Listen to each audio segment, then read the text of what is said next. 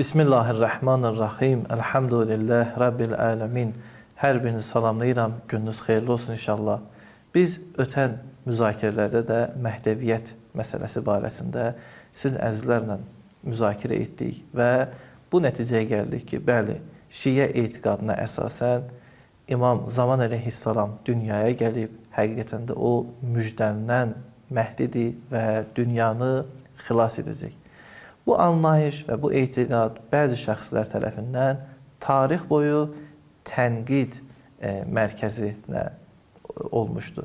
Onlardan da biri Rəşid Rıza cənablarıdır ki, o bu anlayışın özünü sual altına almağa çalışmışdı.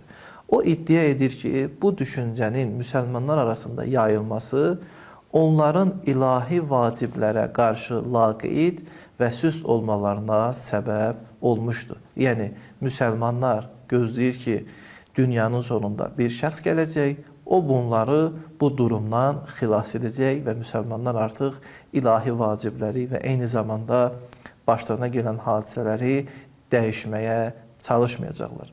Bu məsələ bir tərəfdən doğru görünsə də, amma həqiqət etibarı ilə heç bir formada öz doğruluğunu sübut etmir. Baxın, əvvəldə dediyimiz kimi, Əbbasi xəlifələri də Əl-Məhdi adı ilə iş başına gəlmişdilər. Əgər Məhdilik anlayışı müsəlmanlar arasında durğunluq yaradırsa, müsəlmanları vaciblərdən ayırırsa, niyə görə bu xəlifələr bu ad, bu ləqəblə müsəlmanların hakimi təyin etmiş, onların rəğbətini qazanmışlar?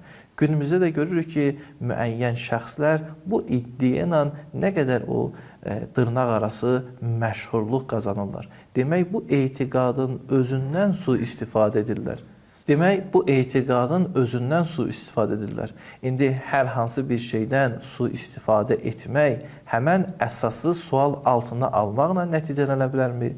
Rəşid Rıza sözünün davamında deyir ki, Məhdilik müsəlmanların parçalanmasına və yalancı şəxslərin ortaya çıxmasına səbəb olur.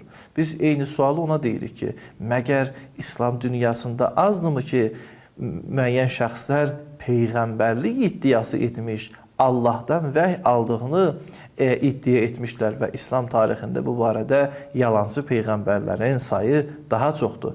İndi yalancı peyğəmbərlər çıxıb deyə biz əsl peyğəmbərliyi sual altına almalıyıq.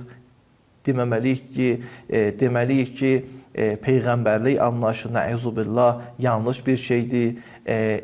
İnsanlar bu addan istifadə edir. Təbii olaraq xeyr.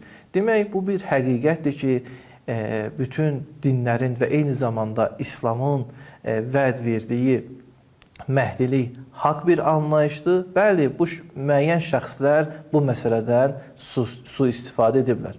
Amma İmam Zaman əleyhissalamın varlığına inanmaq bir məzhəbin diri qalması, ayaqda qalması üçün əsas şərtlərdən biridir.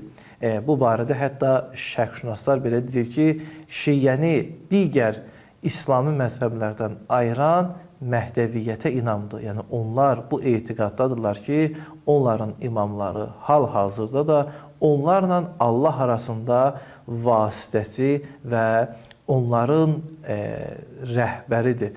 Bu etiqad gördüyümüz kimi şiələrin nəinki süst olmasına, ictimai məsuliyyətdən çəkinməsinə səbəb olur, bəlkə ictimaiyyətə daha aktiv şəkildə iştirak etməsi ilə nəticələnir. Bu barədə inşallah gələn müzakirədə siz əzizlərlə daha geniş müzakirə edəcəyik. Əssalamu aleykum və rəhmətullahi və bərəkətuhu.